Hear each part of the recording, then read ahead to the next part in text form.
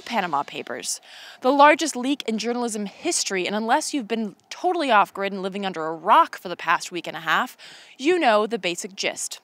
More than 11.5 million documents from the Panama-based law firm Mossack Fonseca, dating back more than 2 decades, involving everyone from heads of state to child sex traffickers, who hid, shuffled, and invested money in more than slightly dubious ways. But I'm not here just to rehash what you already know. Instead, I want to focus on 3 issues with this magnanimous leak, starting off with the shadiness factor. I love nothing more than seeing the 1% squirm under the bright light of truth and transparency. But in the week following the release of the Panama Papers, some questions started to arise as to who and what is behind this massive data dump. What happened was that Gerard Ryle, director of the ICIJ, the International Consortium of Investigative Journalists, came out and announced that ICIJ would not be releasing the full data set to the public, taking the opportunity to also diss fellow leakers WikiLeaks by suggesting that releasing a full data set is irresponsible journalism. Not one to take such a dig, WikiLeaks fired back by doing what they do, shining a light and thereby calling into question the financial backing of ICIJ, namely George Soros. Meanwhile, Zero Hedge and many other outlets started asking why there weren't any Americans in this vast leak of literally thousands of asshole 1%ers. I mean, fuck knows we've got plenty of those. And I'll touch on that more in a minute, but for now, let's take a good look at Soros. George Soros is a hedge fund billionaire. He is often compared to the Koch brothers in terms of political funding and lobbying power, just on the other side of that two-party corporate spectrum.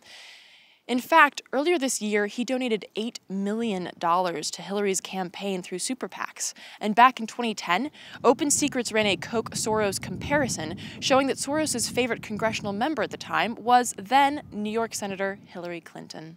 Oh, isn't that cute? Now, this alone is really only enough to raise that red flag to half-mast. Yeah, so one of the guys behind the leaks is a billionaire. So what? Well, so what if he might also be a billionaire who owes billions in taxes and therefore represents the key targets of this leak? Awkward. In a 2015 article in Forbes, tax specialist Kelly Phillips Erbs reported on Soros' quick shuffling of funds through offshore incorporations. When new legislation popped up in 2008 that would help keep offshore hedge funds like Soros's from skimping on taxes, Soros, and many others I might add, found a loophole. An exemption, since tightened by IRS, existed for companies subject to tax in other jurisdictions, so Soros incorporated a new company in tax-favored Ireland a week before the law was signed, and he transferred the deferred fees to the new company. Since the company was subject to tax in Ireland, the company paid just $962 in tax in Ireland on $3,851 of net income through 2013. This is from Irish regulatory findings, as reported by Bloomberg. The rest of the $7.2 billion of operating income was allocated to investors. In 2014, Soros shut the company down and moved those deferred fees to another company in the tax-favored Caymans. Sensing a pattern here? By the time the new company in the Caymans was set up, Soros had reportedly deferred $13.3 billion in fees. According to Erb, that means that Soros owes somewhere around $7 billion in taxes. So it appears that the man behind the organization behind the biggest leak in journalism history, dealing specifically with tax havens, tax evasion, and insidiously shady shuffling of funds, is guilty of all 3 of those things. Now, this is enough to put that red flag at full mast, but wait. It gets better, or worse. Outside of Soros, there's more U.S. money and power behind these leaks.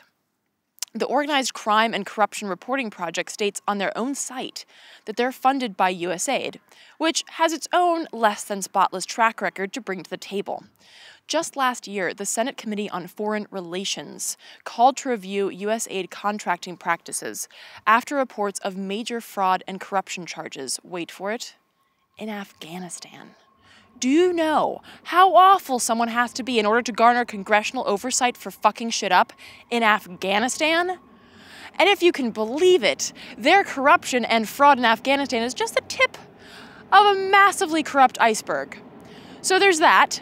And then there's organizations such as the Ford Foundation, Carnegie Endowment, the Rockefeller Family Fund, and the Kellogg Foundation. With more than 400 US-based Mossack Fonseca clients and no significant reports on any of them as of now, we have to ask why. Why omit them? And why not release the whole data set and make it searchable? How does that equal irresponsible journalism if your goal is to leak information? Particularly when your senior editor goes on Democracy Now! To talk about how sharing information between journalists is so important, and being cutthroat isn't the way forward. Furthermore, why focus so strongly on Russia, even though those implicated are not in fact Putin or those closest to him? Why focus on Mubarak's son, Bashar al-Assad's cousins? Why focus quite simply on anywhere but the US? Which brings me to point 2. We are Panama. And I don't mean that in a kumbaya sense, but more so in a capitalist, greedy, scumbag, vulture kind of way. In other words, we are a tax haven. Earlier this year, Bloomberg published an article that probably got minimal clicks at the time, but that now appears to be trendy before its time. Titled "The World's Favorite New Tax Haven is the United States," the article goes on to describe how. Quote, "The U.S. is emerging as a leading tax and secrecy haven for rich foreigners. By resisting new global disclosure standards, the U.S. is creating a hot new market, becoming the go-to place to stash foreign wealth. Everyone is getting in on the act, helping the world's rich move accounts from places like the Bahamas and the British Virgin Islands to Nevada, Wyoming, and South Dakota." The financial institution Rothschild & Co. goes on to tell Bloomberg how happy they are to move foreign assets to the U.S., even hosting a swanky San Francisco get-together in order to go through some helpful tax evasion how-tos in this new 1% hunting ground. And just last week, the International Business Times echoed these findings and more in an article linking U.S. tax havens to the omission of U.S. names in the Panama Papers. It points out that Nevada is listed as number 8 in the Panama Papers leak of top 10 most popular tax havens, citing its and other states such as Delaware's horrendously lax regulations on everything from corporate tax to indeed giving a flying fuck who the corporation is owned by. So demonstrated by reporter Natasha Del Toro, who recently incorporated in Delaware under the identity of her cat. Taking all this into consideration, the fact the Panama Papers go easy on Americans can now be seen in a different light. It could still be a matter of evading, pun intended, the money bag millionaires behind the leak, or it could also be that Americans just don't need Panama. In true American fashion, we're doing it our own way, with no care whatsoever, no fear of accountability, retribution, or public outcry, which brings me to my final point. And in the words of Axl Rose, where do we go now?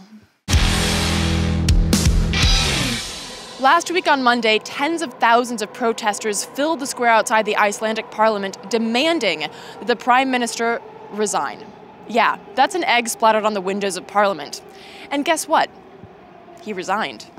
And who knows, by the time you watch this, there may be more protests, more resignations, more movements using these leaks as fresh inspiration to push back against the assholes on high. But don't look to the DOJ investigations for that. If we learned anything from previous leaks, it's that expecting our government to slap its own wrist for wrongdoing is about as effective a strategy as teaching abstinence as sex ed. And yes, in both cases, you're getting fucked. And although I have been critical of the shadiness factor, for good reason obviously, that does not and should not take away the importance of what the Panama Papers mean, what they show, and how they can be used. Let not our interest in how they came to be detract from what they could become, if we utilize the information in them. And this is not about the US or not the US or any other single country. It is about the whole damn system. As Micah White wrote in The Guardian last Tuesday, the beauty of the Panama Papers is that the leak makes it abundantly clear that the people in every country face the same globalized enemy. The ultra-rich wield their wealth to maintain a stranglehold on power while simultaneously hiding from the taxman. And furthermore, the stranglehold has become increasingly legalized and promoted while we sit back and watch. Yes, placing assets offshore has become legal because the ultra-rich control our governments, because their money, not our voices, have come to represent votes. Whether it's Soros or the Koch brothers or Chinese businessmen or mafia or whatever, the 99% worldwide are being murdered, tortured, raped, starved, and otherwise oppressed in the name of money.